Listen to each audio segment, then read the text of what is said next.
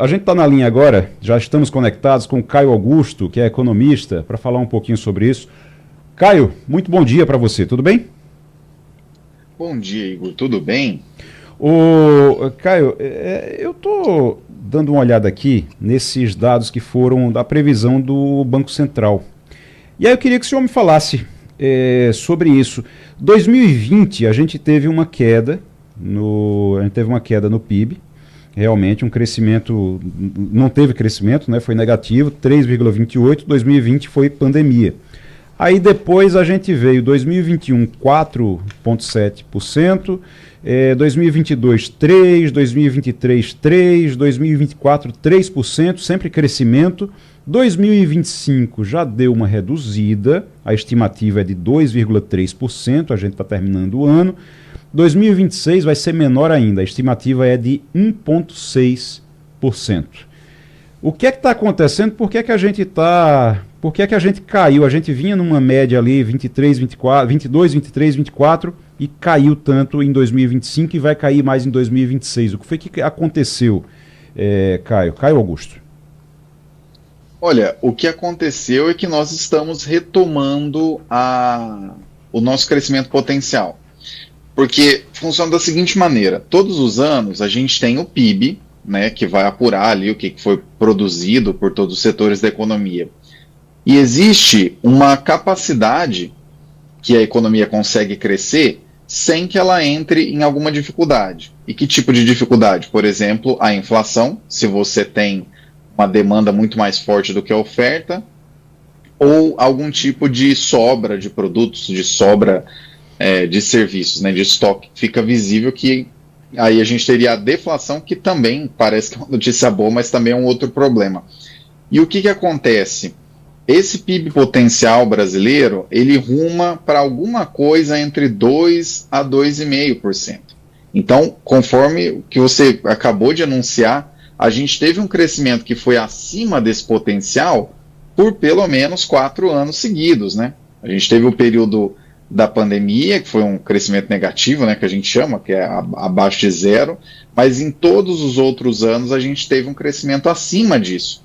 E no final das contas, isso parece uma notícia per se ruim, mas não necessariamente é, porque a política monetária, né, a função dos juros, por assim dizer, ela serve para que, no fim das contas, a inflação não saia da meta, né, que atualmente ela é 3, com uma margem de 1,5 para cima e para baixo, para que o mercado de trabalho também não fique muito apertado e também não fique com um desemprego muito elevado, e no final das contas, como um grande objetivo secundário, para que o Brasil para que a nossa economia não cresça nem muito acima da nossa capacidade, o que na economia a gente chama isso de hiato do produto, né, quando a economia cresce mais do que a sua capacidade, e nem muito para baixo, que seria uma situação recessiva, né? Até de vez em quando são colocadas na mesa algumas análises que dão a entender: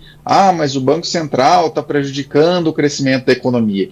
No fundo, com essa taxa de juros, que eu concordo, ela é elevadíssima e ela vai começar a diminuir em 2026, não tem outro caminho, não tem como essa taxa de juros ficar mais elevada, não tem fundamento nenhum para que isso aconteça. Muito pelo contrário, ela deve começar a diminuir, mas o grande objetivo, de fato, é que essa desaceleração aconteça, não porque não se quer que a economia cresça o suficiente, mas sim para que a economia possa crescer de acordo com os seus fundamentos, sem pressionar a inflação, sem pressionar o mercado de trabalho e, ao mesmo tempo, sem causar algum desequilíbrio que faça com que sobrem produtos, sobrem serviços, sobrem pessoas para trabalhar. Então, se a gente for bem olhar, por incrível que pareça, né, economista parece que sempre traz uma notícia maluca para a gente, mas essa notícia dessa desaceleração não necessariamente é ruim, porque ela significa que o Brasil está acomodando o seu crescimento. Notícia ruim de verdade, sabe o que seria? Se a previsão fosse, vamos ter uma recessão, sabe? Por exemplo, o que aconteceu 10 anos atrás, ali no biênio 2015-2016, que a gente saiu de um crescimento em 2010 que era de 7,5%, foi diminuindo para 4%, para 3%, para 2%, e a hora que chegou em 2015 e 2016, houve um enorme ajuste fiscal, vários problemas políticos também aconteceram por ali, e a gente teve o PIB voltando 7% em 2 anos, 7,5% em 2 anos, que é um negócio extraordinariamente elevado e muito danoso. O que a gente está observando agora é uma desaceleração do crescimento, o que, vamos dizer assim, por um lado, dá a impressão de que a máquina está começando a parar, mas por outro lado, levando em consideração todo esse cenário que eu acabei de descrever para vocês, é uma boa notícia, porque significa que a gente está retomando o crescimento conforme a nossa capacidade, que pressiona menos inflação, pressiona menos mercado de trabalho e a economia funciona de uma maneira muito mais suave. A gente está conversando com o Caio Augusto, que é economista, falando aqui sobre o crescimento do Brasil, uma previsão de ter o menor crescimento em 2026 dos últimos 6 anos, mas aí tem algumas nuances que precisam ser observadas, como disse o Caio aqui para a gente. Romualdo de Souza. Caio Augusto, muito bom dia, como vai o senhor? Ontem houve um café da manhã, quase almoço, do presidente Lula com os jornalistas que ficam no Palácio do Planalto. E, Caio, o presidente, entre uma pigarreada e uma xícara de café, ele repetiu 8 vezes a seguinte frase: eu estou muito feliz. Um dos motivos, segundo Lula, para a dele, felicidade, é de que o Brasil está em pleno emprego. É que o Brasil está com um crescimento acima da média esperada do produto interno bruto. É de que o Brasil tem um lastro financeiro, ou seja, um colchão, um dinheiro no colchão, que para enfrentar qualquer crise. É que o Brasil não precisa da comunidade europeia para firmar qualquer contrato e está firmando o contrato, ou tentando firmar, só para ajudar ao Mercosul. Ou seja, mais uma vez, Lula disse: eu estou muito feliz. O presidente tem mesmo motivos para estar feliz com esse crescimento de que o senhor trata hoje? Sim, ele tem motivos para estar feliz, e eu acredito que o que ele não deve fazer, o que ele deve evitar, mas infelizmente em se tratando do ano que vem, um ano eleitoral, e assim, não é porque é o presidente Lula, ok? Isso aí acontece em todo ano eleitoral, independente de quem seja o presidente. Em se tratando de um ano eleitoral, ninguém gosta de dar más notícias, né? Que nem o senhor acabou de colocar aqui, que ele falou 8 vezes que está muito feliz. Quem está muito feliz, naturalmente, não quer dar más notícias. E isso significa que, diante dessa desaceleração que se aproxima, é muito provável, mas assim, muito provável. 0 e 100, né, são utopias, né? A gente não pode cravar que algo não vai acontecer e nem que algo vai acontecer com toda a certeza do mundo. Mas há uma chance muito elevada de que, diante desse cenário de desaceleração, a grande ideia do governo nesse ano eleitoral, buscando se reeleger, seja estimular mais a demanda. E por que eu digo que há motivos para ficar feliz, as notícias são positivas, mas que não deveria ser feito isso?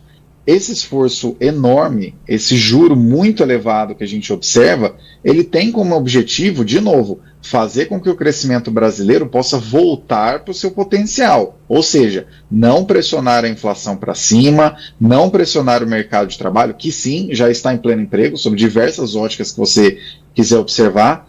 Então, assim, o meu grande receio é que, em um cenário de boas notícias, em que não seja preciso dar mais boas notícias, as notícias comecem a ficar ruins quando o estímulo à demanda ficar muito pressionado. Mas, sinceramente, apesar de me parecer o caso de que o governo vá colocar mais estímulos à demanda agora em 2026, não me parece que existe um intervalo muito grande para fazer isso, o que, de novo, é bastante diferente, a meu ver, do que aconteceu no biênio 2015-2016, que naquela época havia um estímulo muito grande, né? A gente estava ali perto da Copa, perto das Olimpíadas, então uma parte do PIB não desprezível vinha dessas obras, vinha de programas derivados disso, de infraestrutura no Brasil inteiro, e quando esses programas foram concluídos e juntou com a Lava Jato, com várias questões aí que travaram empreiteiras grandes no Brasil, no final das contas a gente teve uma porrada muito forte no PIB. Não me parece ser o caso agora, porque a gente tem a massa salarial, que é o que realmente movimenta a economia na sua máxima histórica, o desemprego no seu nível mais baixo em mais de 10 anos, e a gente tem uma inflação razoavelmente comportada.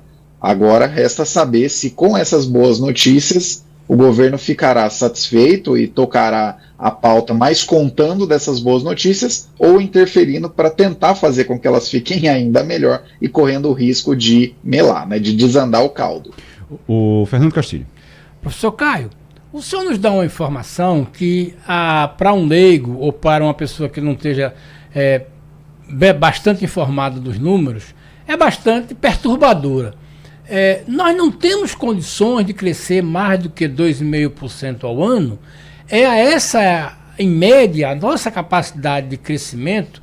Ou seja, nós estamos condenados a ser um país que não pode crescer a taxa de 3, 4, 5. E aí a minha pergunta é, como fazer para que essa taxa de 3, 3,5, 4 que a gente obteve nos últimos anos não seja um problema? A minha pergunta basicamente é, nós estamos condenados mesmo com essa infraestrutura a só poder crescer razoavelmente 2,5%? Como fazer para crescer 3, 4, 5%?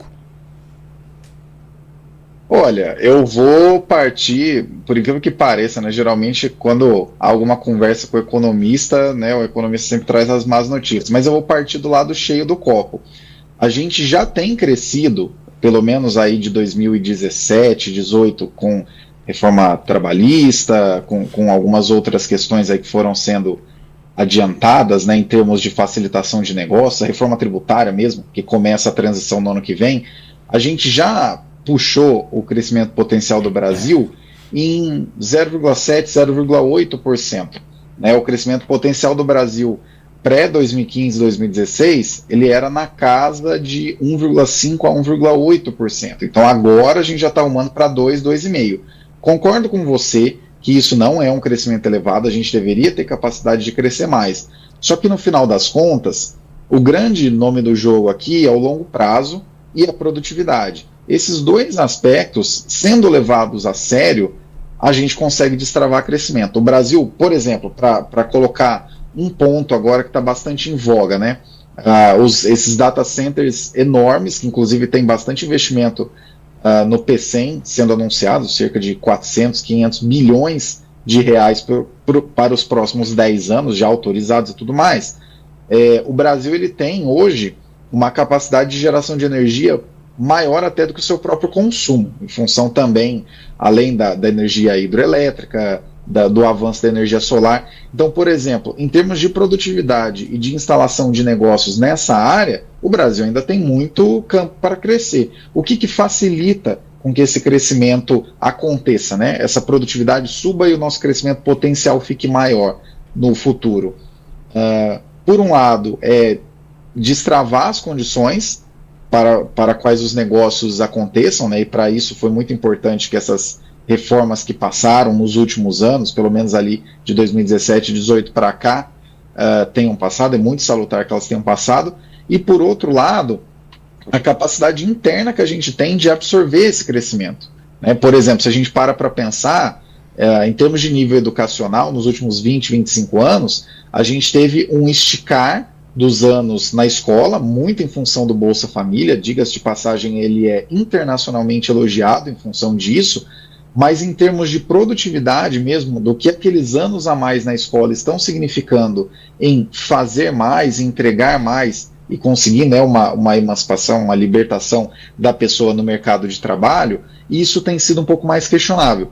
Então, esse crescimento, eu concordo, ele é muito baixo, entre 2% e 2,5%, né? Isso significa que o PIB vai dobrar no final das contas a cada 40, 50 anos. Né? Isso vamos pôr, se a gente for comparar com a China, que mesmo agora crescendo 5%, que para eles é assustadoramente baixo, levando em consideração que eles cresceram nas últimas décadas, na China você dobra o PIB a cada 20, 30 anos, entendeu? Às vezes a cada 15 anos. Então, isso faz diferença, eu concordo com você. O que a gente precisa seguir é nesse caminho que facilita a geração de negócios, por um lado, o que vem dessas reformas, isso já está sendo feito, isso já está acontecendo, e o PIB potencial já vai ficando cada vez maior a cada ano, e por outro lado, a gente precisa focar mais em políticas de longo prazo que façam com que as pessoas tenham maior capacidade. entendeu? Eu acho que o que a gente carece no Brasil é esse pensamento de longo prazo e de continuidade de políticas públicas. Parece que a cada troca de mandato, a cada troca de orientação política, principalmente no poder executivo, a gente tem aquela síndrome do nome na pedra fundamental.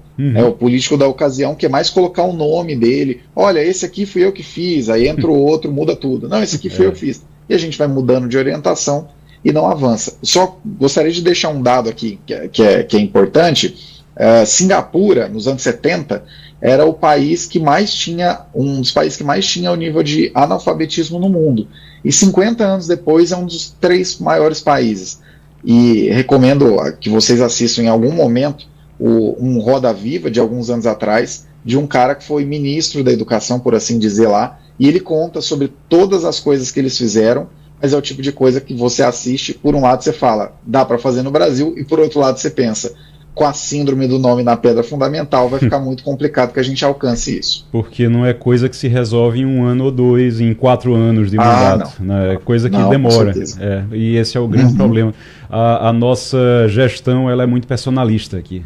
Toda a gestão pública brasileira é personalista. Você faz as coisas para poder tirar proveito daquilo e não para entregar algo ao país. Isso é um grande problema. Caio, muito obrigado. Caio Augusto é economista, conversou com a gente aqui sobre a economia do Brasil e a perspectiva para 2026. Obrigado, volte sempre ao Passando a Limpo. Opa, eu que agradeço, até a próxima e boas festas. Boas festas, bom Feliz Natal.